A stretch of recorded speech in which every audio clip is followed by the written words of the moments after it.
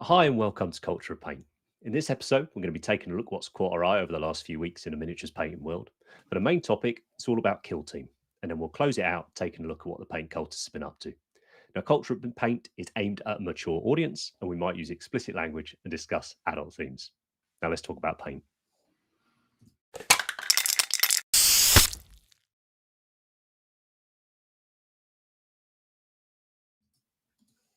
And we're back in. Almost made it through that intro without tripping over the words. So not too bad. And on the explicit thing, Rich, we're going to try and be slightly less explicit. Oh, is that a thing now? Well, we'll see. Like Yeah. I got called out on dropping a few C bombs, and I thought that's fair enough. Like I know a few people watch it with their kids. Were they American?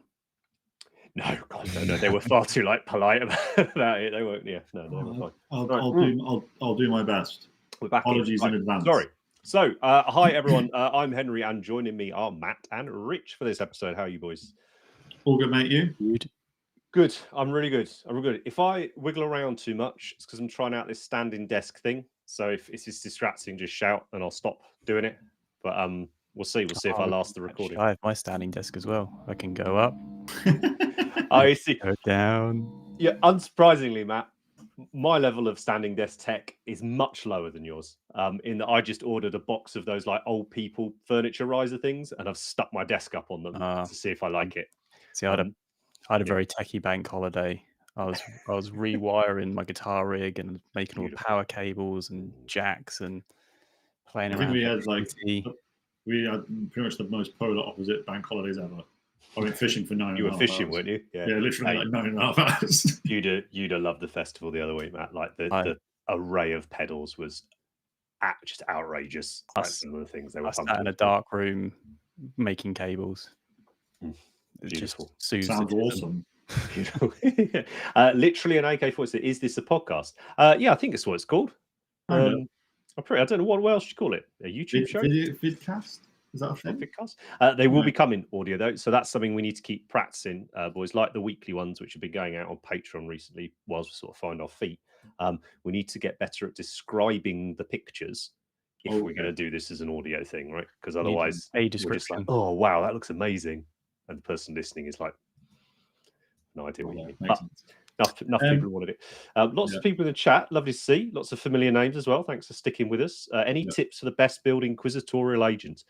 No idea, but I'd just buy a bunch of them boxes and build all the ones you like the look of. I think that's what I've done. The Xenos, best ones. They get all the cool gear. And I think the best box as well of that a lot as well. Partly because you don't have to have Cotias in it. But let's take a look at what's caught our eye over the last. In fact, you know what? No, we're not going to do that because this is a monthly podcast now. How are you both? What have you been up to with the hobby? Matt, you first. Putting cables together. What do we do in the hobby? Well, you generally answer messages from me. So, Matt, how do I get this computer thing? Yeah, it's been good. Been slowly trying to get myself back into painting. Did a little TIE fighter helmet at the moment. Yeah, get it in shot. I want to see this. I love it. I've got to reach for it. Living hell, Alan, calm down. Nearly finished your Skaven Tide. Got 3 years to do that, bud. Where is he there? Yeah. Beautiful. Nice. First thing I printed off on my 3D printer. Oh, cool, man. Oh yeah, how are you enjoying that? You had a chance to use it? Yeah. It's an experience. Matt also printed off next year's MPO model as well, which is very swanky. That's cool. It's to print it off in Karamak, but it's vanilla. Is it hard to use? It's not so much hard to use. It's just very messy, and you need to sort of want to do it. Well, that's it. It's a hobby in itself, isn't it? Yeah. All these people going, oh, it's gonna, put so and so out of business and this, that, and the other. It's not until it's a point where the printer is completely self-contained and you just click a button. That's when I'll start getting involved. Right. It needs to be the end, like the Star Trek materializer. Yeah. Just a Space Marine, please. Yeah. Oh my God, sounds perfect. I'll have one of those. Yeah, it's not anywhere near that. It's 3 hours into it. Oh, it appeared the print failed because I couldn't actually see the print bed coming up. 1 degree too warm or cold. Oh, and God, that sounds like my idea. Yeah. Nah, it's got some awesome. Like I've used them a bunch now the last few years. They are very, very cool, but like it's still a niche. Matt, can you print me some stuff, thing. please? That's how it works. That's how it really works. Yeah, it's you get a mate who's really into Yeah, like, dude, come on, mate. Please. Oh, nice. And what about you, Rich? Other than fishing? So yeah, I've been and obviously making moonshine by the looks of yeah, it. yeah. So the summer tends to involve a bit more outdoorsy stuff. So being completely honest, the hobby does take a little bit of a backseat for a period. But starting to get back into it. It's a project that I wanted to do for a really long time, which was Alpha Legion, and I've picked them up again, and I'm working on some ideas for that. So it's been nice to actually do a bit of hobby again. Again, be really honest, I was in a really bad spot with the hobby. Just didn't want to do anything I tried to pick up, I just wasn't happy with. I tried painting it, I hated it. The motivation just was gone. And I was talking to Andy and Commission's Chief Ben about it, and they were like, just chill on it and leave it for a while. And I think, when you've been doing it for as long as we have, there are peaks and troughs, but it was weird because it was the longest trough I've ever had. Like, I mean, if anyone ever notices on Instagram, I haven't posted a miniature on Instagram since January. Like, that's quite a long time. It is, mate. It is. But I think it's the right advice, isn't it? Don't force it. No, but I was in that habit of I really wanted that feeling of excitement when I pick up a project and that buzz, but couldn't find it. But now I've kind of have got that again. There's a project that I'm working on which I'm really happy about. I'm really excited for. So yeah, and also perfectly didn't even know that it was before right. The team was coming up, but yeah, it's a couple of kill teams. The Alpha Legion army is starting off as 2 separate kill teams. I think it's a great idea, mate. Andy's telling me about it. I think it's a brilliant way of doing it. Yeah, so hopefully I can start I've got I think it's like 30 Marines to paint, but I've painted 6 to start with, and I can start playing with them straight away whilst I paint the other ones. So. I think as well, like you get to individualize them too, right? I don't know whether you do that. Like one of the reasons I always used to love painting like tactical squads and stuff is because you knew, or I knew who everyone was in the tactical squad, and it just made it a bit more engaging and mindful and all of that. The level of nerd with this is insane. Like they're all going to have their own names. They're all going to have like that level of detail, because that's just Alpha Legion are my first love. So kind of going back to that. No, it's good, man. It's good. And I think I was talking to Betsy about this. Like you do just come back round to things. There's no matter what you do, there's just stuff you come back. It might be a color, might be a model range, might be whatever. But speaking of models, let's have a look at some actual pictures. Let's have a look at some pictures. What have you been up to? Me, work, mate, innit? But on the plus side, I've been really enjoying work recently because I've been doing a few things for me, which is nice. So I did a Warhammer, started Warhammer Dwarf Army. That video came out. It's probably the most fun I've had in the hobby for a couple of years. Nice. Which was awesome. So that's still been going. But yeah, I went off on holiday for a week and then got sick for a week, so I didn't really pick up a brush for nearly a fortnight. And a bit like you're saying, just being that long away from a brush, has been the longest time I've spent away from a brush in years now. I'm so used to just relentlessly, every week sort of doing it, and it's took me a couple of days just to get back in the groove. Not necessarily the muscle memory thing, but just the, I don't know, being excited, being pumped, enjoying it. Like it's not that big a deal, but it's remarkable how quickly, if you take yourself out of the, the sort of bubble mill, how quickly you just go, oh, I haven't thought about Space Marines for a day.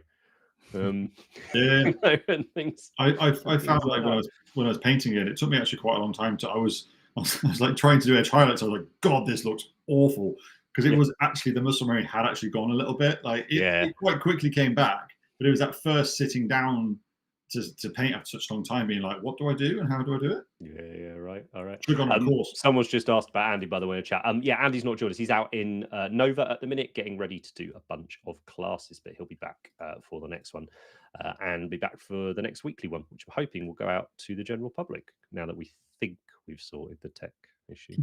Maybe. But yeah, another panicked WhatsApp message. I think you're up first, Matt, with picks, if I remember rightly. The order. I don't know. With this amazing Star Wars thingy. So, yes. first up is, Oh, that's cool. The N1 Naboo Starfighter. How mean, cool is this? I mean, it's mega cool. What is that? Is that the thing from the pod racer? So this is in Nah. the Phantom Menace. So it's in the Yeah, first the episode golden 1. Phantom Menace. So they were yellow because they Yellow, were the Royal Naboo security forces, and it's the one that Anakin blows up the rebel droid, not the rebel droids, the Trade Federation thingy ship.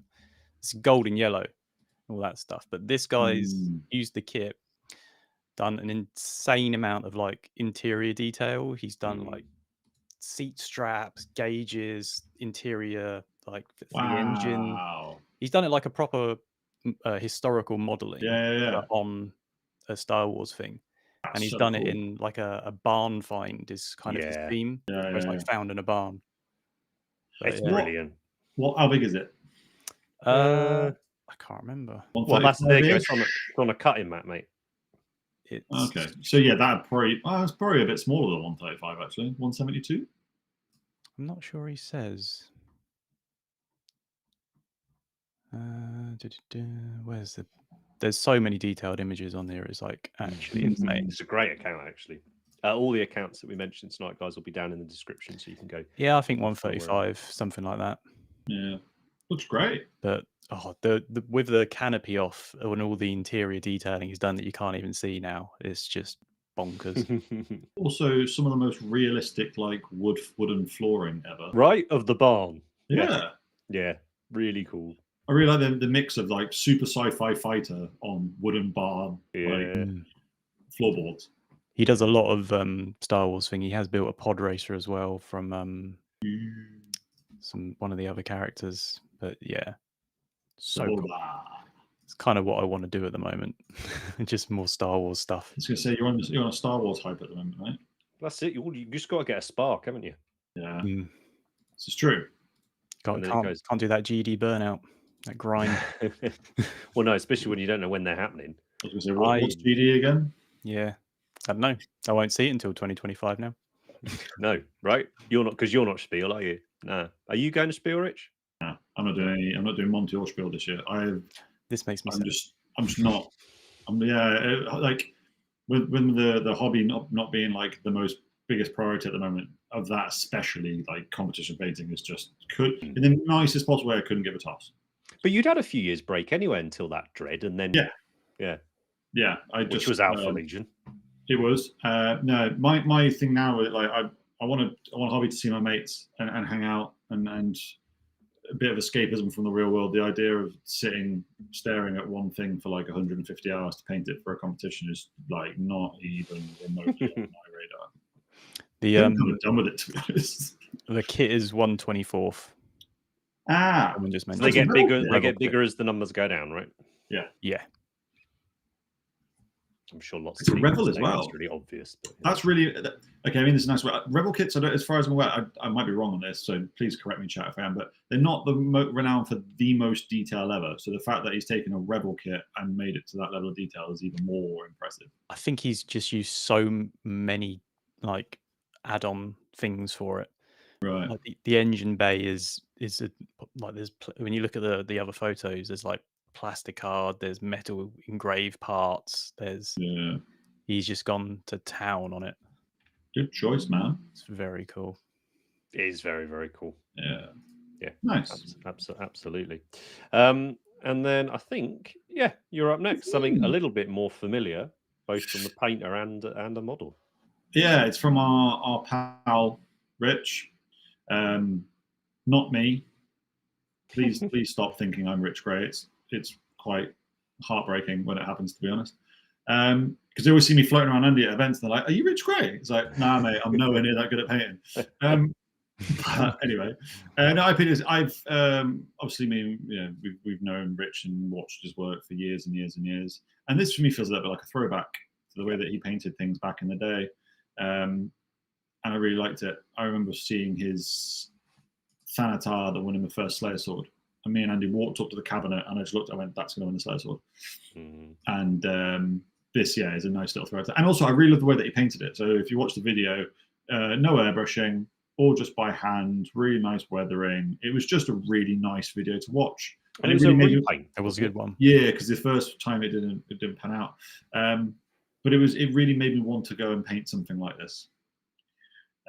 Simple, effective. Love the weathering as per, and then love the little spots where he's gone to town. Like the little lenses are painted really, really well. Nice use of verdure. I think he's just done a stellar job, to be honest. So props to him. Fair play. I love watching his videos, and he just gets into, like, obviously he's done it a lot, but it's his ability to just paint it, and he's not really stopping and starting, and just sort of he's just painting it how he sees it in his head, and it's just coming out of the brush that way. It's very frustrating that you can do that. No, but you're right, aren't you? When you watch like artists work, so what happens, isn't it? Yeah. He's a good one. He's a good one. It was nice to see him use some slightly different techniques on it as well. Like I said, no airbrush and bit of like he does the stippling, and then he washes it with the contrast. Really heavy washes. Yeah. It was just it was really, really cool to see. And also, it's the first time that I've seen him do a vehicle in a while. Like he's been doing a lot of fantasy models.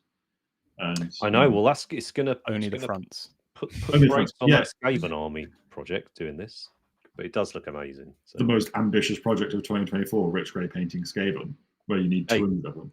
Who's gonna finish first? Robin and his Blood Bowl team, or Rich and his The world will have ended by the time Robin finishes his Blood Bowl team. No offense, Robin, love you, mate. But Blood Bowl's one of the big reveals, right? In a couple of days. Yeah, it is. New team. Blood Bowl and AOS stuff, right? Yeah, new Stormcast and just for them, not for everyone. We get roadmaps for everybody else, so we get to find out. And they said like what they won't stick to. Yeah, basically, and then also like we might get a sneak of what that's going to be. Interesting.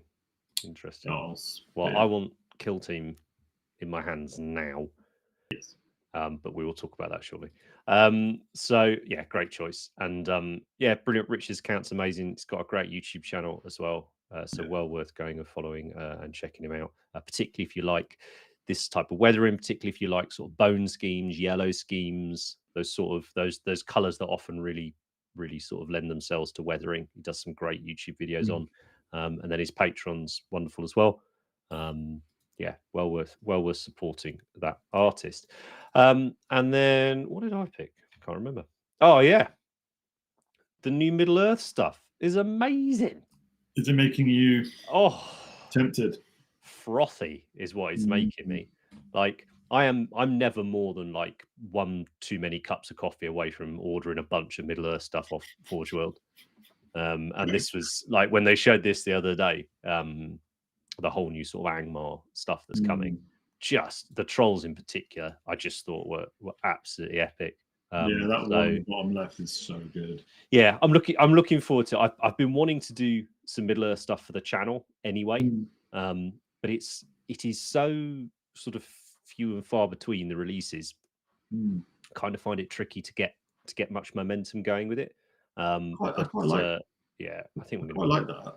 The fact that you don't get loads and loads of stuff, because it means that when you're working through something, I don't know if anyone else gets this, but GW releases something new like every other week, so you can get really easy distracted and sidetracked. I think the issue I had with it was because I was out of the hobby when they got the license and they did all the miniatures. So the old stuff has, other than lots of it being by the Perrys, which is wonderful anyway, doesn't really have any nostalgia for me as miniatures.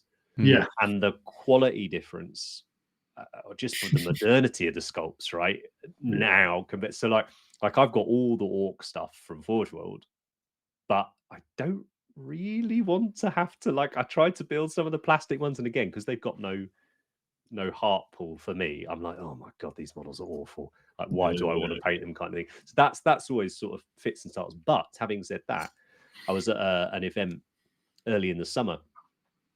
And Dan Collister was running a Middle Earth strategy battle event tournament thing.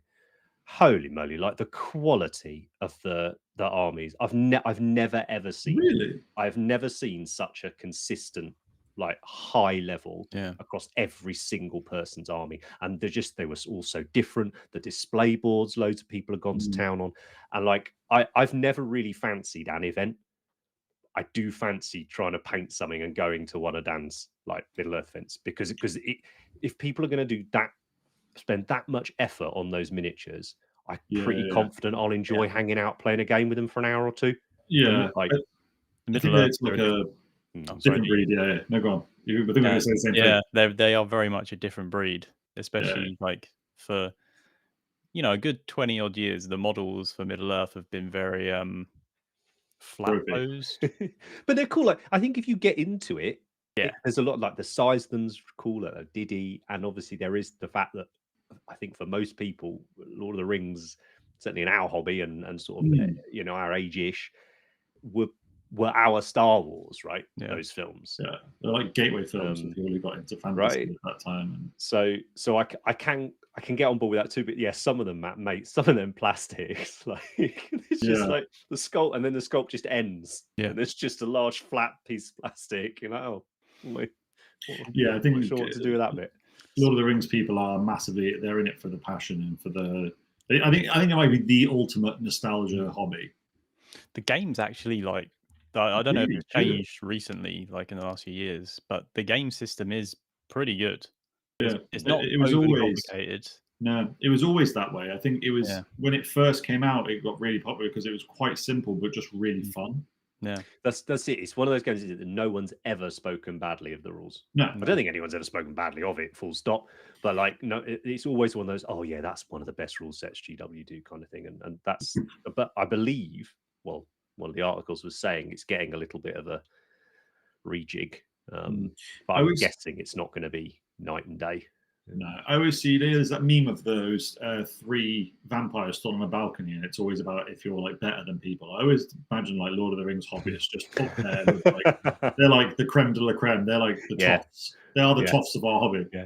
They keep themselves. They don't bother anybody. But it's like you were saying though. It's because there's that sort of huge gaps between releases and everything. Yeah. It's kind of like, well, it's over to you guys. Like, if you love this, great, but you're gonna have to, like.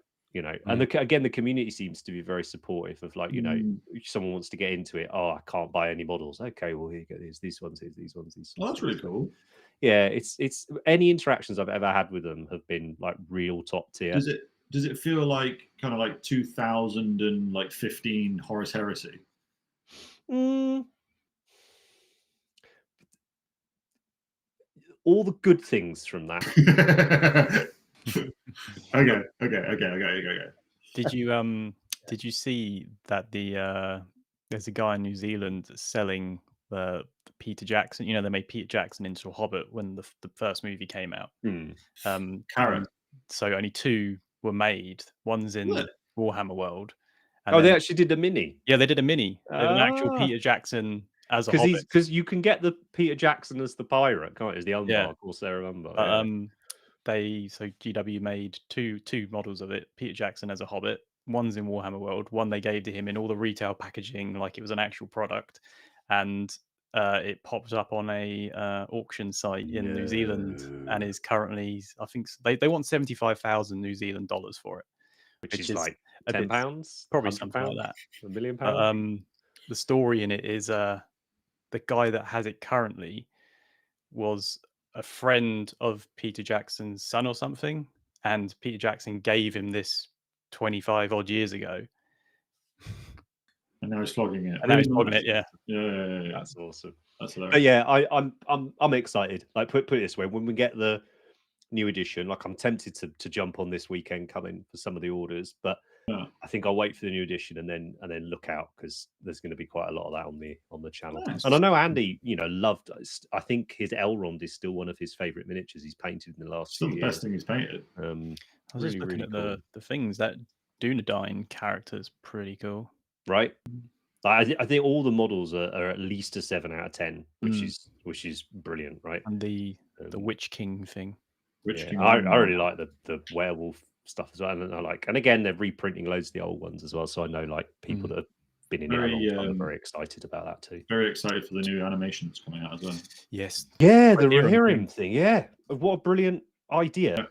There was a thing on when Netflix was kind of coming newish. Can't even think what was it for Star Wars? It was some IP, some sci-fi / fantasy IP, and they basically got a bunch of different animators and filmmakers to do shorts. Love, Death and Robots. No, it was before Love, Death and Robots. It was like early days. I'm sure it was.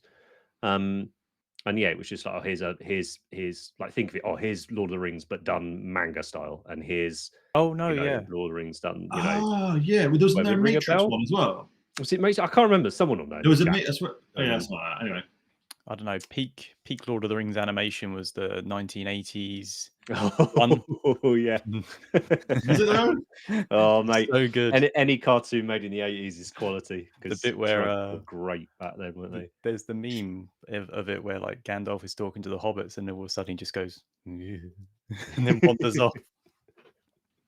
People are saying, yeah, the Matrix, I think, in the Animatrix. There you go. But yeah, super cool idea. And actually, there's that happening with the Marines, isn't there? There's a new short. Oh yeah, creators of Love, Death and Robots. And the bloke who's doing the Marine one, I believe, is the bloke who did Astartes, right? I believe he is. Who's now GW. Yeah, GW employee. Yeah. I think it's GW adjacent. Yeah. I have no idea, no, but I know they bought the Astartes because it's on the Warhammer Plus. I probably watch that video like once a week. Bought under incredible. duress. Sign the papers. Yeah, so this is ours now. Yeah, you can really like to buy this. Quiet. Yeah. Secret level. That's the one. Yeah. New Rohan one. I think it's going to be fucking rad. Right. So, plenty been going on, but the release that popped up about a week ago now, we saw, and sort of inspired this episode, is a new kill team is on the horizon. So yeah. Oh, it's right. Me and Matt are fighting with the. I pressed the button. Oh no! Oh, for the love of God, man! What are you going to say, Rich? I was just getting excited about the fact that we got a new kill team. That's all. Well, good, yeah, and we do, right? And the bestest thing, we'll talk a little bit about the new side of it, is they're getting rid of the silly shapes things. It's just gonna be numbers. I know a lot of games which get a lot of stick about the fact that they just do what they want and they don't ever take feedback from people. But it was so universally fucking hated that they'd use those weird little shapes as opposed to distances. It's so good that they're just like, actually, should we just do inches? You'll have to explain this to me. I don't know what you're talking about. Right. The last couple of editions. So when Kill Team we might as well talk about this. So when Kill Team got rebirthed a couple of years ago now, when it got the Krieg and the Orc Commando, new edition. That was a new edition. We've sort of had 3 sorts of editions of it since, but they haven't really changed much to do it. They've kind of changed this is for fighting battles around a building. This is fighting battles on a spaceship. This is fighting battles or whatever, but it's the same game. Really cinematic, and I had a ton of fun playing it. I had a couple of demo games actually, off one of the guys that play tested it, so I couldn't have been given it in a better light.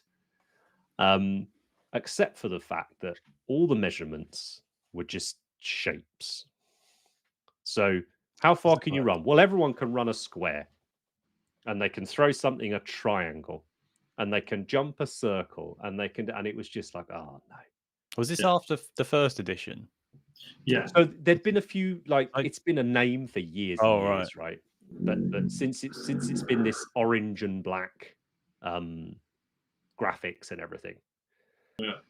Yeah, that's. I don't know. No one knows why they did it. I think originally it was probably, in my humble opinion, it was just to try and really differentiate it from 40k. Although those shapes were specific distances, so. Well, yes, as Mercy is saying in the chat, of course, a triangle, well, that would obviously be 1 inch. Not 3. And a square, well, that's 3. And then you're just like, oh. I'm assuming 6. But a 5-sided shape was 6 inches. I'm assuming. Make it make sense. Just played it with the inches instead. Yeah. But, I mean, at tournaments and stuff, because I've been to a couple of tournaments, you did have to try and adhere to those shapes. And it just, I like being immersed in a game when I'm playing a game, and it just made it so silly, so silly. Like I'm just, I can move circle, circle. What's the there range? What's the range of this plasma gun? Was there a hexagon? Pentagon. No. Oh, they should have used a hexagon because the hexagon is the bestagon. There we go. And that's hot take. You'd think you'd love it, right? It's right on your sort of spectrum. Spectrum.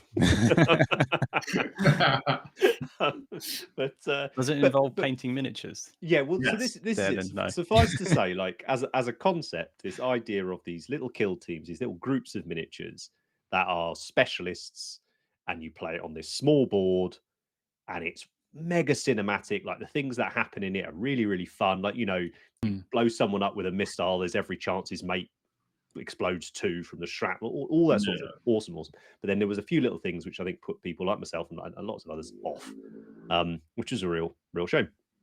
Is there like motorbikes going past someone's, or is there like my dog farting or something? Oh, that might be me. The traps are out. That's right. Don't worry, it's fine. But yeah, it had so much potential, right? And I'm glad to see they continue with it. And the new edition coming out, they're dropping, I think, 2 brilliant looking new kill teams. The Vespid in particular, just like, I love it. I don't know how I feel about the Vespid. It's everything that I think they've done well with the kill team. Tau adjacent? Yeah, so they're more Tau mercenaries, so like the Crews are. So it's just this. I always felt that Kill Team was at its strongest when it was bringing us things we maybe hadn't seen or we'd read about in the background, or exploring those units that were like these kill teams, made up of individuals, not necessarily a tactical squad or whatever it is nowadays, an intercessor squad, which is just one weapon, that's it, and a sergeant. And it felt like they were giving them kind of free rein to go and do like the sculptors, to kind of have some fun and create some things, without the pressure. And certain units in like an army. So if you had a squad of 10 Vespid in like a Tau army, they or scouts as an example in a Space Marine army, they'd sit on an objective, they would maybe kill something. They were never like the stars of the show. They were like, I'll take these, they'll run around the edges, then maybe score some points, whatever. And they all had the same gun, and a lot of the time they were very similar sculpt. They didn't ever really get their sort of time to shine, whereas Kill Team, that is your team. So my favorite example is I played with Tau Pathfinders, and the Pathfinder drone with the big rotary cannon. Like in 40k, it basically gets ignored or it dies very quickly. It's nothing special, but in Kill Team, it's like the scariest thing ever because it can fly and it does a really high amount of damage, and it can fire twice and all these other things. It becomes like the centerpiece. So like if my Tau Pathfinders are a little army, my drone is like the Titan that's the centerpiece for that like little force. Nice. And the way that they worked the rules for Kill Team, giving everyone real specific roles. Like Henry said, it led some great moments. Like with you can have a poxy little guardsman who's got like 1 wound left, runs in and tries to shoot a Space Marine that's holding an objective, but he ends up killing himself in the process. And it's just like it was the storytelling, wasn't it? Yeah. It was so many more leaps towards the novels than the main game of 40k. And I know people say, you can play any game narratively, and sometimes you almost need a games master to do that. And I don't play 40k nowadays, so I don't quite know what the deal is with it. But Kill Team, as I say, even though I didn't enjoy the mechanics of it, necessarily the shapes and the fact that they used familiar terms and they meant completely different things, but it was that idea of okay, no, that guy's a spotter. It's like his whole job for the game is to spot things, which makes it easier for this guy to shoot them. You had the bomb squig, the Gretchen, with the grappling hook, right? All these things, and it was, as someone who tends to come at miniatures, and particularly miniatures games, from a sort of how they look and the story first, like it was just proper frothy. And what I loved was that they didn't particularly focus on Marines. They launched it with Krieg, right, and then the commandos. that Orc Commando set is just still one of the best. Amazing. I suppose so good. With things like Kill Team, it allows them to put more energy into smaller boxes. Yeah. For 40k, they have to sell Space Marines, so they're going to put Space Marines in. Yeah. But with this, they can do these little special elite boxes of just cool. Like, yeah. And the way that they would develop the rules for each faction, like in 40k as an example, it's like, right, you've got to claim objectives and you've got to, I don't know, slay the warlord, all those old school things where you're all extensively trying to do the same thing. Whereas Kill Team, if you are, I don't know, your Chaos Space Marines, for example, you have specific objectives that are very, very themed to what a Chaos Space Marine would potentially do in that scenario. And that's how you can score points. Obviously, there are still objectives, so everyone is like an even. It makes that part of the game fair. But having your own sort of specific objectives, like secondary objectives for your kill team that are just focused around what they're trying to achieve, it just adds like another layer to the thematic thing for me. So like as the Chaos Space Marine team, they basically when you kill somebody, they desecrate their corpse for the Dark Gods, and you've got to do a certain amount of them to score like objective points for it. Yeah, basically, you're teabagging people, or it's just it's a game that's quite simple to pick up. It's not a particularly complicated game. Like you can play a game quite quickly, especially once you start learning the rule set. With the different modes of play as well, you can really like do a simple game that you don't really put too much detail into. It's just to pick up and play. But if you want to play narrative and you want to do like a narrative campaign or just a game that's got a lot more detail to it, it's just awesome for it. Well, you went to quite a few events, right? For so what was the level? So again, for me, the appeal here is it's a skirmish game, right? It's the idea of, okay, I've got 10-ish models to paint. Yeah, that hugely appeals to me nowadays as a sort of achievable thing, like a finite project, a contained project. Like what was the level of hobby and stuff like? Because again, you've got the veteran guardsmen, the Krieg. So actually, they didn't have to be Krieg if you didn't want them to be, right? You could model them up. However, basically, it's what I did with my Necromundan spiders. That they are the rules for the veteran guard kill team. But I've done them using when the new Cadians came out. So the tournament was a really, like you said, it allowed people to really lean into the creativity. So if you want to heavily convert some models and actually use them for something, Kill Team's really good for it. If you're looking at like 2,000 points of Imperial Guard, like you're just not gonna really. That's such an undertaking. But there were some people at the events that had some great models and some great like counts as models. Like off the top of my head, the first time I ever went to, there was a guy who'd created a guard kill team using all beastmen. So he'd created them as like subhumans. So there were beastmen in like with armor and lascans and things like that. Wicked. And the hobby was really fun because, like you said, the thing I like about the kill teams from a painting perspective is, okay, if I don't know, again, Space Marines as an example, Intercessors I need 6. If I'm going, right, I'm going to paint a new kill team this weekend, you could paint 6 Marines a weekend and go, cool, I'm playing with a brand new painted kill team from Monday. Yeah. Or the other side of the spectrum is, I'm only going to paint 6 of these, so I'm going to spend 4 months painting them. So each model is like, okay, maybe not display level, but as close to it as possible.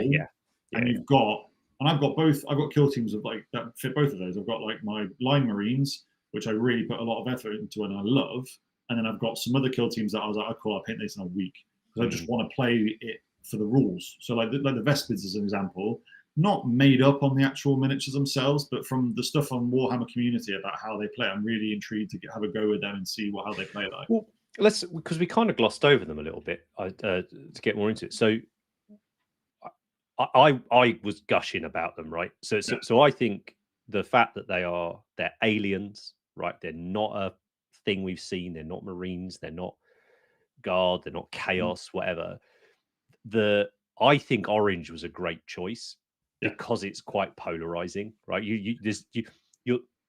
This is one of those releases I feel like the Crew, like whatever. That in my opinion, Games Workshop when it's at its best is when it creates things that some people love. and that's all it's got to do, right? If some people love it, that's all that matters, because tons of people can hate it. It's irrelevant. Like, you'd much rather, personally, and I think, again, they're at their best when they're creating things that do polarize people a little bit, rather than just knocking out a sort of 6 out of 10. Everyone's like, oh, it's all right, and then they've forgotten about it a week later. And again, I think the painting's been really great on this. I think the Heavy Metal team done a wicked job on them. I love how they've painted the armor and then sort of contrasted that with the orangey carapace on them. But also, it looks to me like, again, one of these clever kill team kits, because often you could buy 2 of the kit, right, and you'd never make a duplicate. And some kits that was amazing with, and other kits it was just a different gun. You know, whereas this looks like, I'm like, every single one of those, and there's a very, very good chance that it's only 5 bodies possibly. I'm looking at it now, and they're doubled up, but no, it looks like maybe you do. I think not sure. Anyway, the fact that you're having to search and try and find the duplication, I think they've nailed it. So there it is. I don't want a Tau army. I've zero interest in a Tau army, but would I like a Vespid kill team? Yeah, I would. Would I like a Kroot kill team? Yes, because it's probably the best they've ever done. Oh, and I could just do a Pathfinder, because that is cool. Like, just one thing of Pathfinders. So I've been able to explore Tau. I've been able to hobby with Tau. I've been able to enjoy them and immerse myself in them. But there's no like, oh, I've got to paint up 30 of these before I can even. Then I've got to do a tank. I'm going to do whatever kind of thing, right? So that's why I think they're wicked. I agree, and I think Tau is an example. So I've got a Pathfinder team on my list to do at some point is the Kroot kill team, and I really want to paint these when these come out. And then when I see all those 3 units, I was like, okay, that's really cool that I've explored all these different elements of the Tau army. Because like I said, I'm never going to paint 60 Fire Warriors. It's just never going to happen in a million years. But you know, if I wanted to, you know, add a Piranha and a Ghost Keel and a HQ, it's like, you might get a 500-point game out of that. Right. Or you might just have a bit of a Shelf Queen army, but a portion of it you've actually used. Yeah. You know, I just think it has, the more and more I hear anyway that 40k is designed and pushed towards the style it's currently being played in, the more I feel like kill team's really important, like kill team Necromunda. You know, these ways of exploring the setting, because I may not love 40k the game currently, and I may not love some of the models. Probably over half the models don't particularly excite me at the moment for 40k, but the setting, you know, even if you just go, well, let's the setting pre the Great Rift or whatever it's called, you know, that thing pre Gilliman, you know, or the whole thing, amazing, incredible, 40 odd years of background to go and hobby and explore and create and do all of that. And again, I feel Kill Team offers something a little different to Necromunda. You know, Necromunda is amazing, but it is that weird away from the battlefield 40k. Yeah, it's like the dregs of humanity and various. These are still and usually people.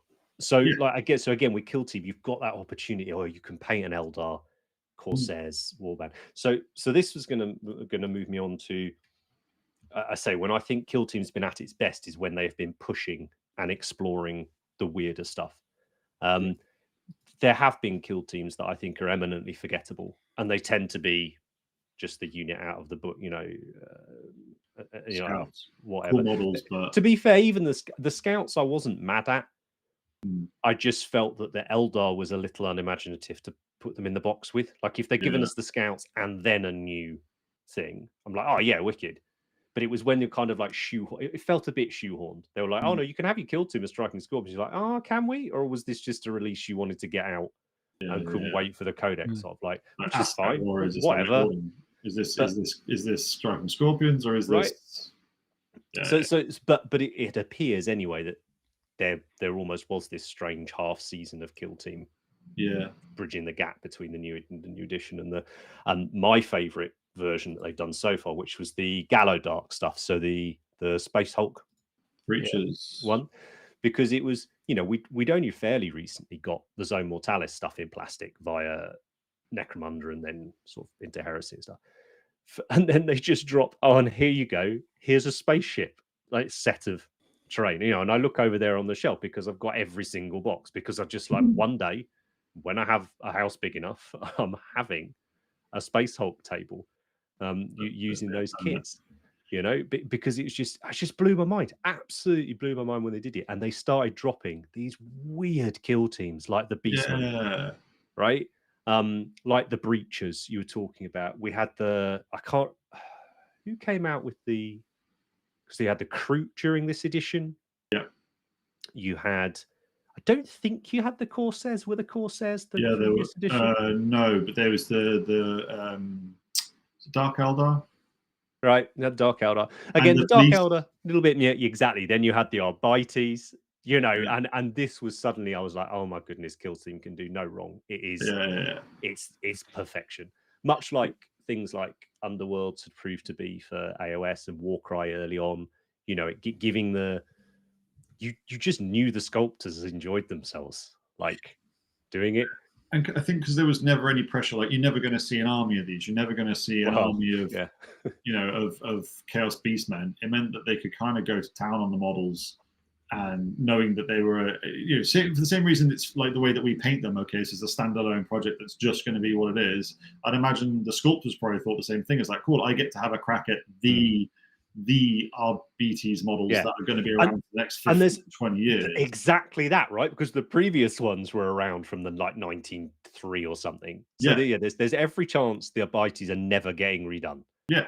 You know, but what and stick a doggo in, everybody's happy. Why not? So yeah, I think this for me was the most exciting phase of Kill Team. And then I'd say I felt it tailed off a little with the slightly less imaginative stuff. But again, it's why I'm now so excited again with the new edition, because I love the way the battlefield looks in those pictures. You know, it's just that classic tiny little section of the map. Yeah, like we used to play like City Fight back in the day. Right. And again, I would love to play City Fight. I would love in this room, which I can't have, like a 12x4, you know, Zaragrad board and all this, but it's never happening for many reasons. But I could make whatever random size the Kill Team boards are. I don't know what they are, weird dimensions. I could make a Zaragrad Kill Team board, and I could paint up a Zaragrad Guards thing versus a. It's so rewarding because I've literally done that. I got two cork boards from IKEA and bolted them together, and it happened to just be about the right sort of size for a Kill Team board. I was like, okay, painting a 6 in my flat. Where the fuck am I going to put a 6x4? You know, gaming board? I'm not, but I can, you know, a board that's like this. Okay, painting that in a day, not particularly daunting, and painting all the Serenity so there's enough Serenity so it looks really jumbled and really busy. Yeah, because you had that beautiful City Fight stuff, didn't you? That you were starting to, see, this is what I'm on about, man. Like it's. Even just talking about it now, I'm getting more excited. Like I genuinely was like, I'm the most checked out of 40k I have been possibly since I've been in the hobby at the moment. Yeah. And then this dropped, and I mean, we haven't even talked about them, but the Scions, the Aquilon Scions, the jump troops. So obviously we saw the trailer for it, and people of a certain vintage were like, oh my god, they're bringing Elysian drop troops back. Yeah, Ben was, and I was one of them, I admit, right? And I've talked to Ben on and off for a couple of years now about how can I do an Elysian drop troop project. Now you can. They made the Venator for Necromunda, so we got the bug and all this bit.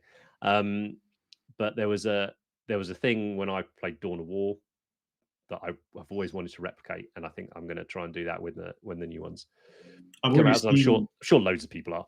Yeah, I've already seen someone where they photoshopped, you know, the Guardsman upgrade sprue where it's just like got visors and like a mask, just that helmet on those models, and then you're like, yeah, it's drop troopers. There you go. So it's, and again, because that's the novels, it's Gaunt's Ghosts, it's Eisenhorn, it's, you know, the human stuff from the Heresy, it's the old Imperial armor books, it's Vrax, it's Taros, it's all, you know, all these things, and again, but doable.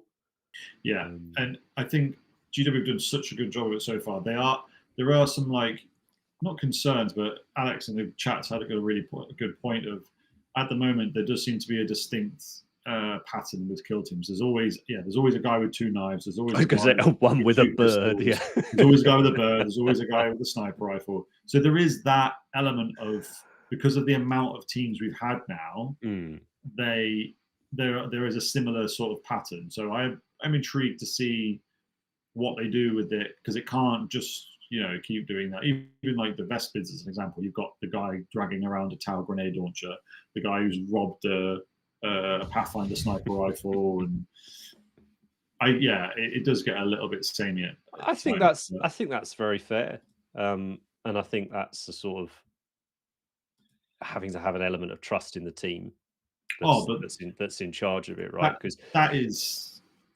like second to none. The way that the team works on Kill Team, like even just the updates. So like it's every quarter we get rule updates.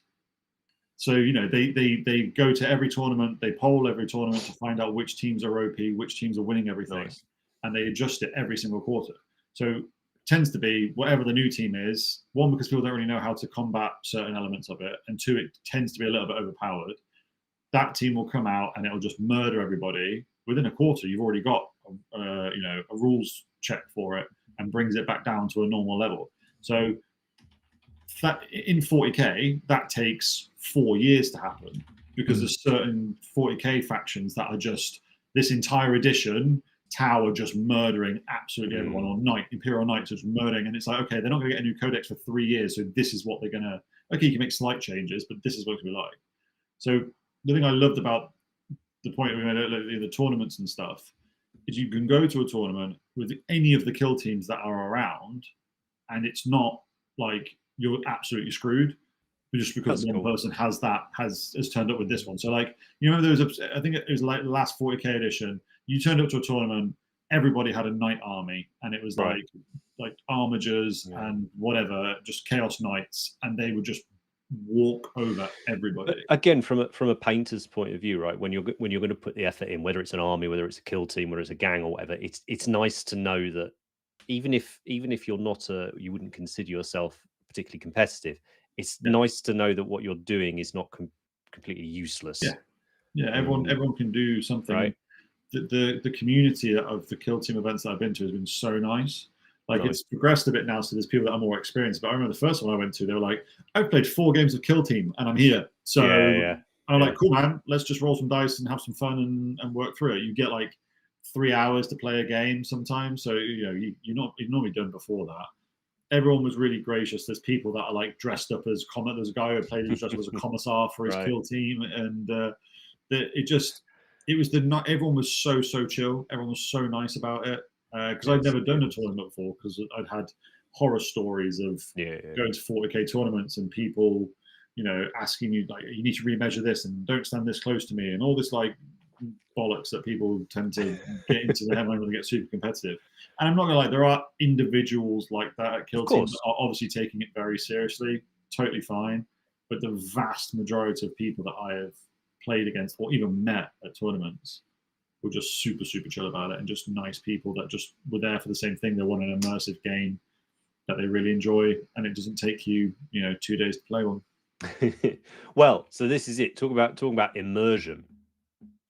I saw in the one of the articles about it that there's a new solo and co-op way of playing.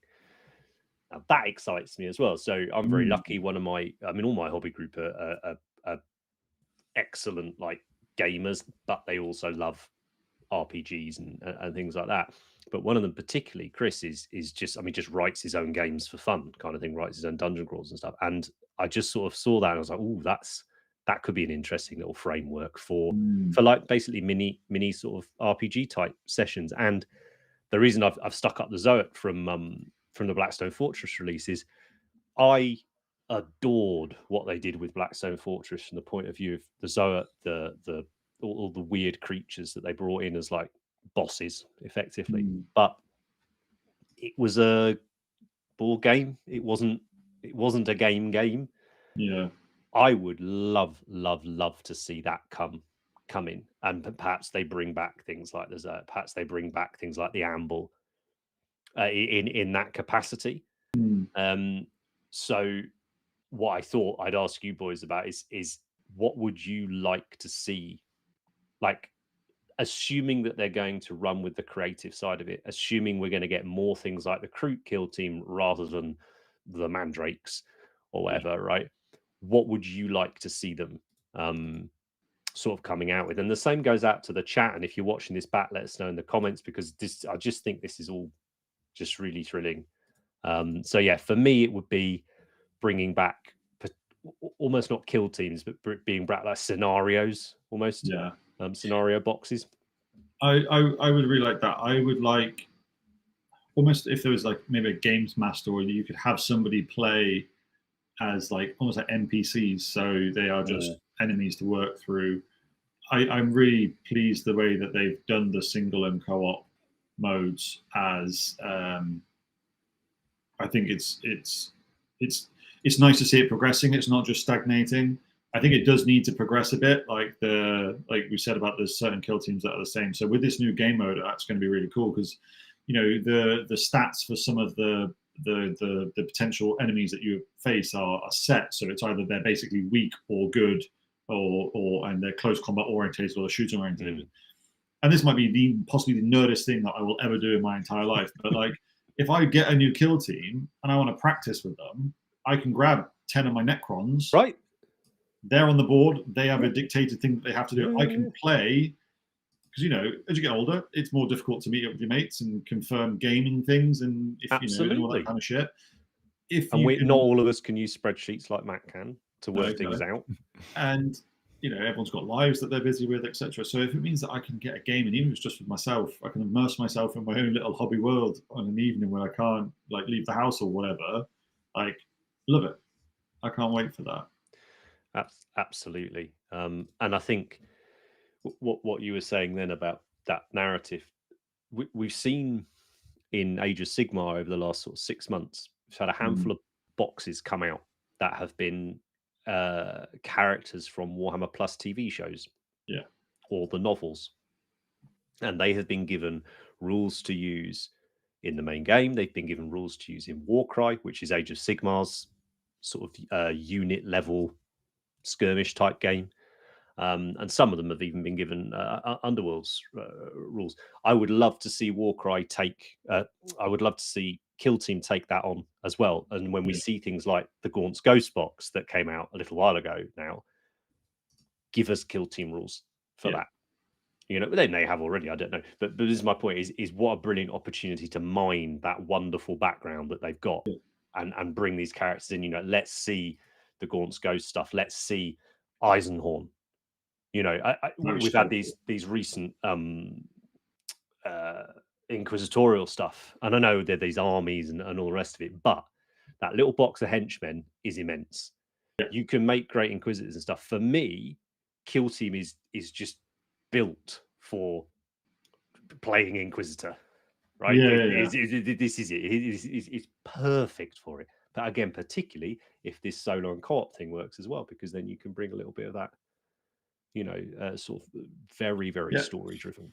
You could even, I was thinking about this when I was reading about the co-op thing. You could, if you had like I don't know, say Space Marines, right? You need 6 of them. If you've got 7 mates, you could have one guy who is playing as the enemy. So you've got 20 Necron like warriors, Escape from Cultists type, right? And then you've got 6 people that are Space Marines, and that is your Space Marine, that you're just picking what that Space Marine does, and like it's that like slightly D&D style play. Absolutely, it'd be such a fun way of doing it. Oh mate, what just another way to hobby with a reason. Not saying you need reasons to paint stuff, but I do very often. And if I was if I was, I remember when Primaris first came out, my old club Hate in London ran a big Zone Mortalis game, kind of battle royale type game, where you just had to paint one Primaris and bring him along, and then the guys, Sash and some of the other guys, just you have to basically get from one end of the space halt to the other, fighting loads of NPC type stuff. And everybody went away and painted up a Marine to come and do it. And the club was heaving with people to come and do it, because again, it was a way of being engaged with other people, with other gamers, without having to paint the army. and I think it's just so important now. Absolutely. You know, for a lot of us. And like what you said as well, there's all those units like Schaefer's Last Chances and things like that are really nostalgic models for a lot of people. That would be a great way to redo the models, but then, like you said, use them for something. I think it's kind of cool if you paint a good unit or a good model and it sits on yourself and looks cool. But for me, I don't have any models on display. I want to do something with them. So I think it's a really good way to explore. Like, they already have some of the more niche like corners of the Warhammer 40k universe, but also some of the more specific chapters and things. So like Alpha Legion as an example. Like, surely there's an Alpha Legion kill team coming. It's like it's built for Alpha Legion. Well, like, there was the Night Lords one, wasn't there? And I'm amazed I didn't see more people doing Talos and First Claw and stuff. You know, it's because if you play 40k and you use Alpha Legion, maybe you'll get a couple of like Legion specific rules that are like okay, but they're not that themed, not really. No. Whereas like you can really go to town. Like the Night Lords kill team one was a really cool idea. I think the reason it didn't really take off was the scenery that came with it was just. Yeah, and again, it was in that little weird spot, wasn't it? If a couple of boxes come out, and you're like, "Oh, what's happening with Kill Team now?" Matt, I am so sorry, but I have made the slide for your pick, and I don't think I've added it into the slides. Oh no. God.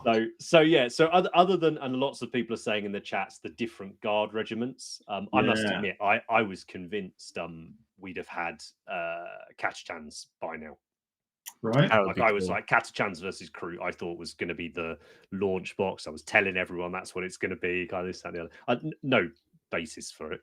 But they'd have a crocodile. Could you imagine and all the rest of it, like properly proportioned Catchups? But this is it, and like, coming. I really hope they do get. Someone saying in the chat, Vestroyans again would be a really lovely way to just see these guard, archetypes that were so had such strong fan bases, and again, completely understand why as a company they don't have another 10 kit range of variant on Imperial Guards. That's fine.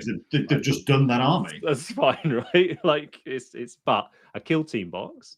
Oh my goodness! Like, and not all of them. I don't think, but again, the ones we've listed, I think Catchups, I think Vestroyans.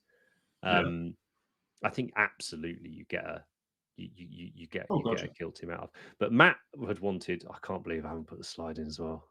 These flipping slides are so time consuming. Difficult, aren't they? As well. Yeah, right.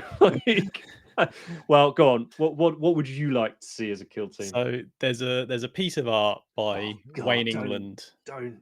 On a side note, if anyone knows where it is, I'm willing to offer tens of pounds to purchase it. It's basically Rebel Grots. Yeah. I want like a truly character-driven Grot kill team. Like, these are the elite of the elites. They're little Grots and Gretchens. Yeah. You get some of them in the Orc Commandos, but I want more. I 100% think they'll do it. Like, it just feels it would work. It absolutely will work. I mean, they made flipping gnomes for Blood Bowl. Yeah. Well, there was, if you remember back when, there was the Christmas special kill team game where there was like the Christmas swig, and all of his buds was fighting like 5 space wolves. But again, you can have daft stuff like that, but also like Rebel Grots. So Rebel Grots showed up in Gorka Walker. I got a piece of artwork behind me if I can find it. But I've got, you proud this, Matt. I've got Gorka Walker artwork on that wall there as well, but you can't see it because behind the camera. Behind the camera here. This side there you go. But the Grots, it was when, in my opinion, orcs are at their best, when it's humorous, but it's also terrifying. Like, it's so dark and it's so horrible. And the Grots were great at it. Again, they were put upon by the orcs. It was time for the revolution. Yeah. And they were going. It wasn't a squig with antlers and baubles on. But again, a bomb squig, and things like that. The red gobbo, again, I think we've had a model of, haven't we? There's been a few red gobbos. Yeah, but like, there's the original red gobbo Rebel Grot that Brian Nelson did, that Max painted a while ago for. I want a 2024 glow up version of that. That's it. Well, that's what I was saying. What have they done with him since? Has it always been like comedic versions, like Christmas versions? They've never done the proper update from one of the greatest scratching sculpts. I want comedy, ever but made. not that type. Yeah. Like dark comedy, not Christmas comedy. Like, you don't want the big bucks of jokes, stick right? bombs. You know, you could have a couple of squig riders. You could even imagine having like a little grot tank or a little walker that was part of their kill team, like Grot Deathcopter. Just I want this in my existence before. But again, if they do it as a good kit, which I'd have every confidence they would, it becomes one of those ones that you'd buy 3 of. Yeah, and you'd buy and you'd make every variant, and you'd be happy for at least a year, if not 2. Yeah, it's one of the cool things about the way kill team at events work. So obviously, if I've got Space Marines, kill team with Space Marines is 6, but you get a roster of up to 20 models. So you can take 20 guardsmen and have every single variation that you want. That's exactly game. You pick which ones you're taking. Exactly what I've done with those Necromunda ones. It's wonderful being able to pick a project and go, every single model in this project is going to be a 9 out or a 10 out of 10 for me. Like what to do. None of it's filler. Yeah, it's awesome. Like I don't have time to paint filler models anymore. No, I listening to all this. I quite like the idea of running like kill team narratively, but like as a D&D campaign. Right. I think it needs to be run like that. It needs a DM, and there needs to be like a mission. Overarching story. Yeah, exactly. Yeah. Well, so in November, I'm going down with some mates. We tend to do each year. We have done Necromunda in the past, so it's just a weekend of a Necromunda campaign. But I do think kill team's got huge potential for it. You could do that easily. I remember watching when Roman Lepat first put up his whips of the kill team board that he's been making, that hugely detailed one, the burnt out Land Raider, the multi-stories. I drew out this plan of making my own sort of one, but with like underground bits and tunnels, and I want that. I need time. It's that immersive side of it, I think, is such a draw for anyone that's into that kind of RPG. And that game mode does exist. Like, there is campaigns that you can do. I would love to, like you say, book out a weekend or a few days with the guys and just go, right, cool, this is the narrative for the weekend, and absolutely. I'd love to film it as like a battle report, but like a D&D report. Oh, we could get what's his face to narration. Oh, so someone's saying in the chat some NIDs. Yeah, more NID kill teams would be great. Maybe we should. I mean, Andy will never do it, but it'd be fun if we did it. We could do a Cult of Paint kill team narrative weekend. Be fun, eh? You might get some Necromunda. You never know. You're due to come play Ben, aren't you, Necromunda? Monty, I got a massive great Necromunda board, mate. I'm ready. I'm ready. You're kind of in the middle of me and him as well. Ish. Yeah. Just come down. Fine. You're all that way.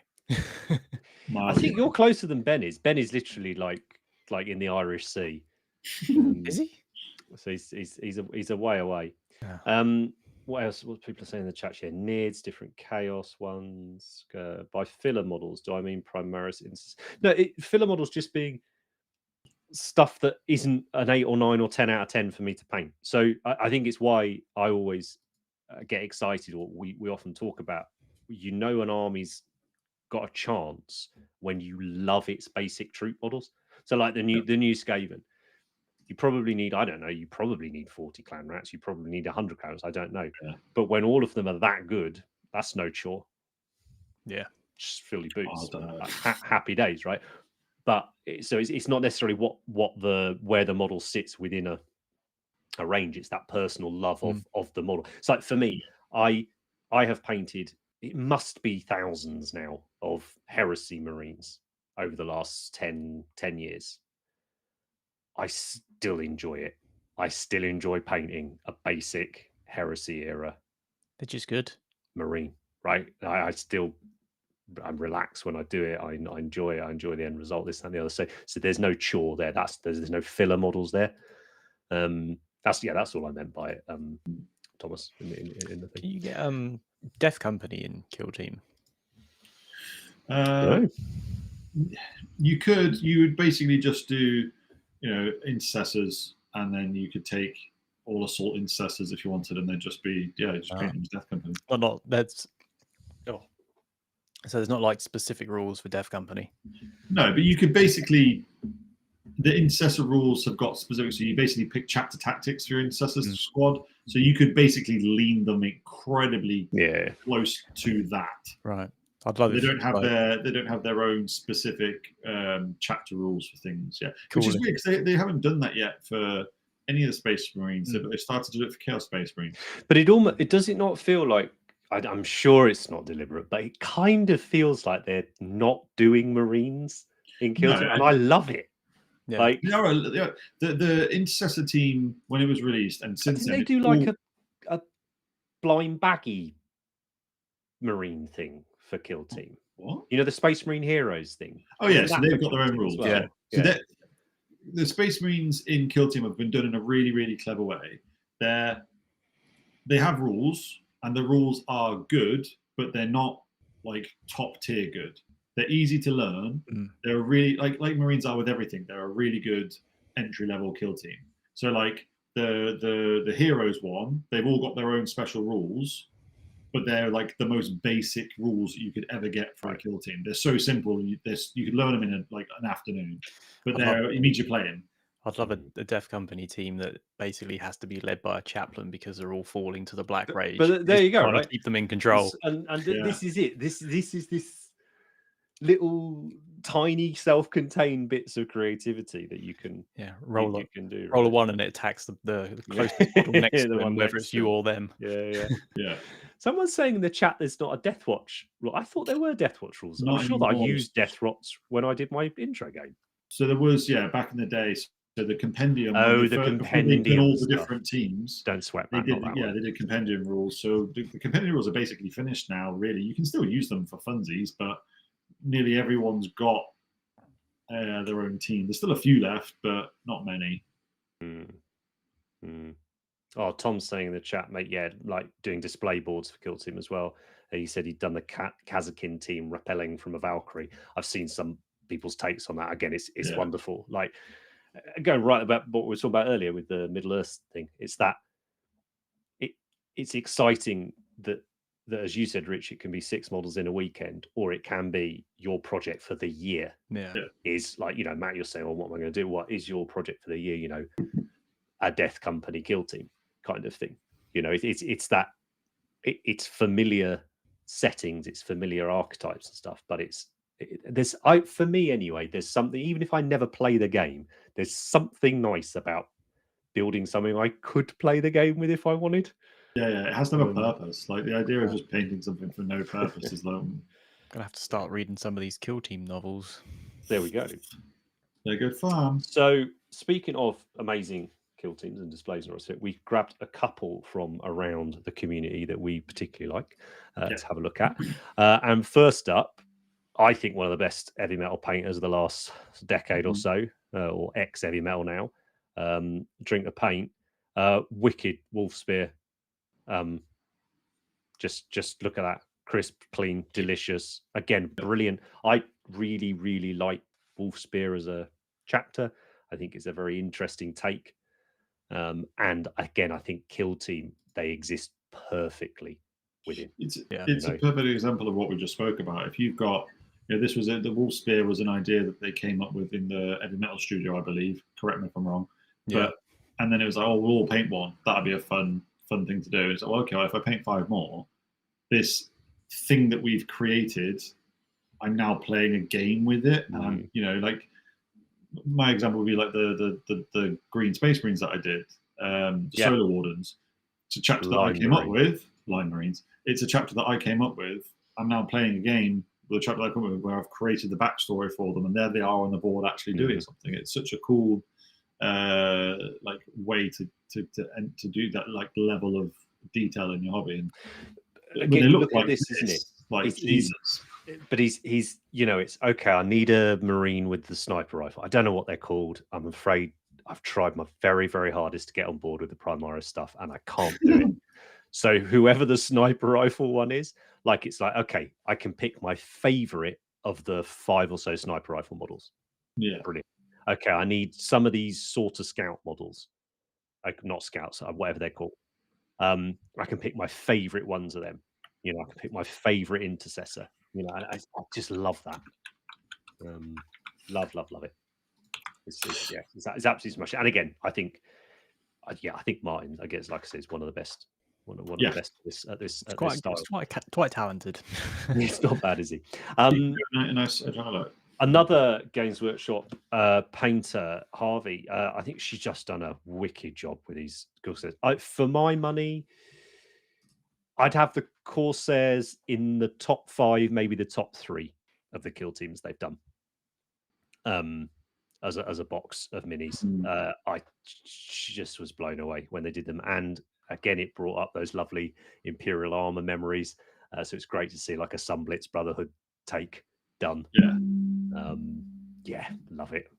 It's so well painted, and the Corsairs are such a cool kill team, like you said, to explore that very, very niche. Like, because you couldn't ever do an army of Corsairs. Like, well, I suppose you probably could eventually, but it ticks that they are in existence, and you can spend a lot of time and love on these miniatures like this person has and paint them so they look as amazing as this, and then you're playing a game with them and now they exist in the real world. And I mean, the Corsairs are a great example. So the Corsairs had an army list back in whatever edition of 40k it was, via Forge World. Yeah. And they had a whole range of minis, and again, every single mini was a 9 out of 10. They were beautiful, but mega niche, very expensive, and all the rest of it. And I'm not saying that you wouldn't have Corsairs as an army to make sense in the background. Absolutely, you would, but you absolutely could have a kill team of Corsairs that works. You know, and maybe now you can have 5. You know, you can have Sky Raiders, you can have Sunblitz Brotherhood, you can have Void Dragons without having to do, you know, the whole army. This kit was an absolute joy. It came at the time. It came around the time of the last big Eldar refresh as well, and I think it's, other than the dwarf the other week, I think it's probably the happiest time I've had doing stuff for the channel, was just getting to do different color schemes each week for the different Eldar, and because those kits were just the best. You know, like this kit, it's literally a kill team of character models. Yeah, every single one of them, like the Farseer through to like the heavy weapons. Like when I first saw the preview for it, there's a dude walking around with a D cannon. It's just it's such a good team. But you know, we were saying about how, like, you know, you could pick up a kill team and paint and go, cool, this weekend I'm going to paint a kill team. For me, this is not that kill team. No, I mean, this would have to be I'm going to do this kill team this year, because it would take me that long. Yeah, absolutely. But I can't remember if I gave them to Andy or not now, but I might well dig them out or get myself some new ones. Like, put it this way, I put these on the same level as the crew, but I think I could paint these. I would. I can't paint the crew as well as I want to in the time frame I would need to. Yeah. So yeah, I'm a firm believer though. If you were to do that, pick a kill team that you could do in a weekend. So what is a kill team that you can paint in 2 days, that you like, they're cool, but because then you can play and learn with them whilst you're then spending 8 months painting Corsairs. Well, that's it, right? Well, speaking of one that you aren't getting done in a weekend, and speaking of like people at the top of their game, I mean, the argument's got to be there that this is the best painted kill team in existence. It's not far off. Eric Swinson, obviously a phenomenal painter. We've had him on the show. Lovely guy, and he's done a Deathwatch scout Deathwatch kill team. I mean, Jesus Christ, like, yeah, it's all right, isn't it? And some great YouTube videos on it as well. The crazy thing is, he's got also I think he's got 10 intercessors that he's done as well to this level in the same way. So you can use them as an intercessor kill team, but they're painted like Deathwatch, and each one of them is exactly the same as this, full non-metallics. It's insane. Amazing. His army, I think he is working towards a full 40k army with it. Hilarious. the best looking armor. You can't play with it. You can't be picking them models up. Yeah, you can. Yeah, What you on about? Varnish the shit out of them. Healthy. I wouldn't let anyone else pick them up. I'd pick them up if they're mine, but no one else is doing it. Just you'd be grand. Incredible. I'm not ragging on anybody here, but he posted in someone that there's no such thing as Death Watch scouts. Love it. Like, oh mate, love it. Pour off. Pour off, don't. Yeah. Honest to God, get in the fucking sea. That's your reaction, is it, to see it seeing that? Well, right. So before we wrap it all up, then, and I've been loving these suggestions in the in the chat as well. What's your favourite kill team that they've done so far? Rich, you go first. Just models wise. Yeah. Look out the box. If I posted you tomorrow, there you go. What do you think's the best one they've done? Brute. Matthew? Or Commandos. I think those are both excellent choices. Like 30% of the way there, because there's not that grot. Because the grot. What about you, Steve? Ooh. I really loved the Votan ones. Like, because it was. Wait, which ones? The ones wearing the great coats or the? Yeah, the Jaegers. Because it was. Because it felt very kill team. You know, it was. I haven't seen this before. I love dwarfs anyway, but like it was. Immediately when I looked at, I might necessarily love every single model in the box, but I was like, you would create stories playing with that. Like, absolutely, you could imagine it. Like for me, it would. The cheating answer is the Inquisitorial Henchman box, and then make your own Inquisitor and stuff from it and stuff like that. Yeah. But yeah, I think Kroot, Arbites, War Commandos. It's hard not to just keep listing. It is, yeah. Fantastic ones. Kroot are my favorite objectively as models. The first time I saw Plastic Krieg, there was just a part inside of me that just joy, pure joy. I've lived to see the day when arguably one of my favorite kits in history is now a plastic kit that I can play with instead of having to buy. So having to like sell my liver and buy 50 of them. I can paint 10 and play with them. But I think this is the difference between what's your favorite and what do you think's the best. Yeah, that's a very good point. So what I think is the best models White Kroot. That is a box of characters. It's tough, man. Yeah. All right, I'll give it you. I think I can get behind Kroot. I wouldn't be mad. Kroot or the we just literally talked about them. The Elder. Cultist. Yeah, that would have been my nomination. Yeah, for like the best one they've done. But we'll see. And Grot's soon. So apparently Eric absolutely schooled that person in the chats as well. So that's excellent to see. Because talk shit. Yeah. Just be nice. It's the internet. Right. Just fucking bad enough as it is. Nice. So anything more you want to say on Kill Team? We could talk about it for hours and hours and hours, obviously, but I hope we can come back and chat about it again in the future, as there's just more cool stuff coming out for it. Paint Cultists. So hashtag Paint Cultists. If you want to follow a hashtag on Instagram, shows you stuff that perhaps wouldn't normally pop up in your feed, different paint styles, different miniatures ranges, different scales of miniatures, busts, things like that. Give it a follow. There's about 40,000 posts, I think, on there now, which I guess when Instagram sorts itself out, you'll be able to look at properly. But there's also over on our Discord, there's a whole channel dedicated to it as well. It's a very friendly place, the Discord. Links are always in the description of all the videos, so do feel free to jump in and join in on that. And all I've done is gone through both and just grabbed a couple that have caught my eye, and I thought we'd take a quick look at them. So first up, so this is a range of miniatures we talked about a lot the last sort of 12-18 months. Tiny Mushroom Wizard. Andrew's done a wonderful job creating these. And one of the things I really liked about this is another one coming up, similar story. This person painted it for their mum. And I genuinely think we're talking about getting out of a funk. Paint a miniature for a mate. Like just give it a purpose, give it a reason. I'm doing one for YouTube at the minute and I'm really enjoying it, but I will enjoy it more giving it to a mate of mine because I think you'll get a proper kick out of it. And again, just a lovely thing to do, and a great range of minis to check out as well. Like lovely little stories. And our Ben's done the box art for most of them as well, so that's always nice to see. There's a few of these entered at MPO actually, which is really cool. Which we'll have some announcements about soon. get painting, because November's not that far away. Right, next up. It's not. Here we go. This one's for you two particularly. Look at that, eh? Oh, God, now we're talking. That is just a piece of nostalgia for me. But mate, like, beautiful photos, beautiful scheme, and the correct amount. It reminds me of my old orcs I gave to Ben. I had 6 kilocans, 3 death dreads. It's like them grids of photos though. Which are you today? Yeah. Actually, which kilocan are you today? I'm the one that's like looks like he's about to fall over backwards. I was going to say top middle. Yeah. That's so well painted. That's such a cool scheme as well.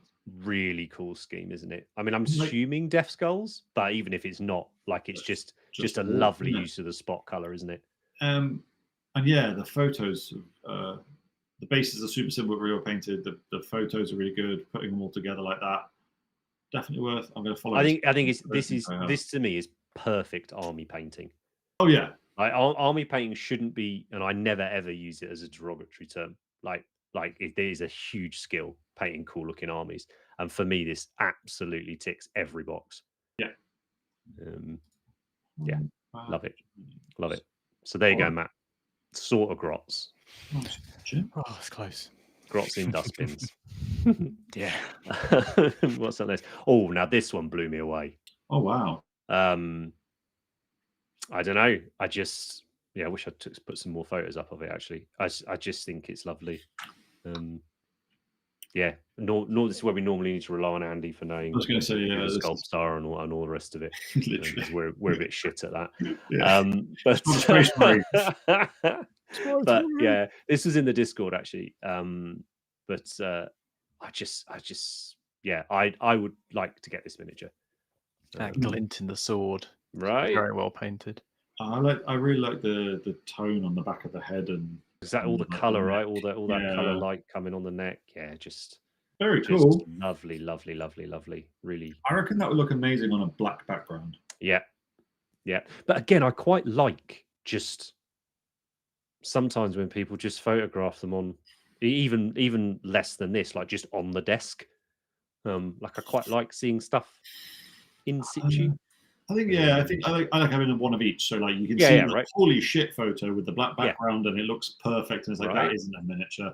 But then that's it. Like, on a desk, I know it is. Present it right how you want to. Maybe you do a bit of tweaking with your levels. Maybe you do a different color background. Maybe you do whatever. Great. Present it how you want. Like, but I love seeing it, or like in the hand. You know, not penny piece coming in from the side. Just like hold it. That tells me enough. True. What I want to do with it. Can't remember. Oh, this was again, bloke just painted it for his mate.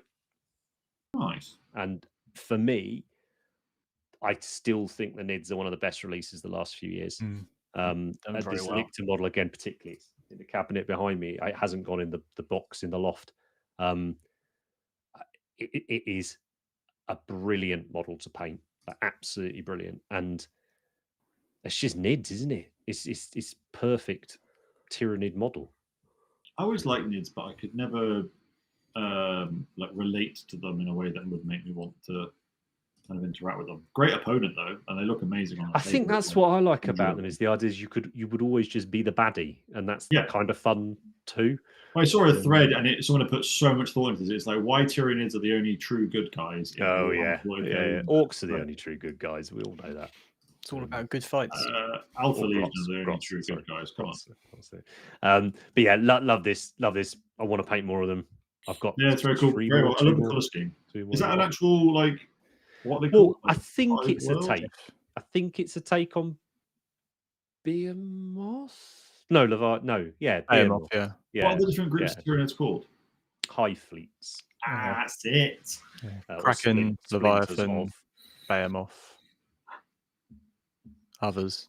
Some other ones. the green and brown one from Forge World. Yeah. Kronos. Yeah. People will know in the chat. Cool. Paint for friends. That's a good idea. Deathwatch Scouts don't exist. Oh, Brian. Oh dear. Right. Okay. Space Marines don't technically exist. Now here we go. I will always updo a Space Marine, and particularly if it's a bad ab chapter. What's that chapter called? So it's the Tiger Claws. That's it.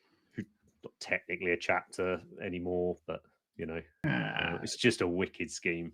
And again, my favourite body as well, Mark 6 body. And I've only just noticed stuck a Primaris lid on it. Do you know? I've been looking at Primaris lids at the moment because I know Primaris get quite a lot of hatred. And if you have a Primaris model and you remove the helmet, the shoulder pads, the backpack, and put like the old school variations of them there, it makes Primaris loads better. So all the lids always just end up getting put somewhere. But paint a Primaris lid and put it on a normal marine, it's like, it actually looks really cool. I see. I mean, I don't want to go down this rabbit hole. I think the normal Intercessor, I think, is a lovely looking marine. I don't no problems with it's all right with that. It's just Mark it's the right 10, size. Mark 11 or whatever. But yeah, the issue is. But you're right. I haven't seen it done the other way. How interesting. I had sort of, as I just uploaded it, I just assumed it was a Mark 4, but it's not. So that's cool. But yeah, gotta love Tiger Claws. And again, a great account to follow. Really, really. You could fix Primaris Marines in one easy step. No comment. But yeah, we won't go down that rabbit hole. They're great. There we go. I like them, and that's the important thing, right? I've painted enough of them, so I can't dislike them that much. Doesn't mean I need to poop on them. Just got to 40k with 10th edition, but he's really excited about Kill Team. Yeah, boy. Yeah, it's going to be fun, man. Play army men versus bugs with my kids. Yeah, perfect. Absolutely. Right, have I got one more, Matt? I'm not sure. Yes, I do. I think it's the last one, and couldn't have a entire show without something ratty from Skaven Tide, even if it is a bizarre. Oh, it's a Skaven take me out. on just this deliciously grim, isn't it? Yeah, way better body with vastly improved. Like, yeah, in every way. But yeah, I love this painting style as well. And as someone said earlier in the chat, think I could kill him think I could Mordheim might. Oh, mate, the new stuff. I mean, Mordheim is good, but like, a redo could be very. I would if the same team that did Kill Team redid Mordheim, I'd be so fucking happy. Who knows, eh? Stick around long enough. We should see it. We should see more team. So there we go. Yeah, more. Well, that's right, isn't it? Yeah, that'd be fun. Bosh. Well, that is, I think, it. Quite a long one, but I hope people have enjoyed it.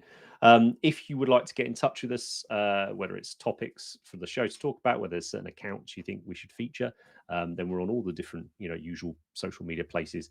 Cult of Paint, you can get hold of us on, as well as obviously every week you're getting tutorial videos over here on YouTube and over on Patreon as well. And as I mentioned earlier, I've been doing weekly podcasts, shorter podcasts over on Patreon. The plan is for them to become regular on the YouTube channel as well, with an exclusive Patreon section at the end of each one. But I think we're there with them. The last one went well. See how this week's goes. If that goes well, then we'll roll that one out. It just allows us to be a little bit more reactionary to what's going on with releases and things, because particularly with these live shows, with us going sort of once a month-ish with them now, it's a little tougher to remember what's gone on, So yeah, it's always nice to be able to talk about it. But anything I haven't spoken about that I should have, that you can think of? No? Great. We all good? Well, chat are all there. They're all still there. Loads of you this one. It's lovely to see so many people watching. We massively appreciate it. Hit the like button, stick a comment, all the rest of the algorithm stuff helps us out tons. If you're watching this back, thanks very much as well. You've got the playlist from all the previous seasons of Culture Paint as well. Just one thing I just want to say, thank you for everyone who did the testing on the website the other day. Yeah, it really helped. Absolutely. Good work, internet. Yeah, as I say, the Discord's a lovely little place to go hang out in. So if you fancy it, like do consider checking it out. We're going to do a show for the Nova release. We'll do it on the weekly show, absolutely. But I'm not sure how huge it's going to be, because I think it's just the Stormcast and a Blood Bowl team. I've been hearing rumors about some massive Stormcast Griffin that could be mega cool, like Crow Griffin thing. So that sounds pretty cool. And Blood Bowl, Blood Bowl's always 9 out of 10, so we'll always be able to look forward to that. But yeah, as ever, thanks chat, thanks chaps, take care. We'll see you next time. Bye.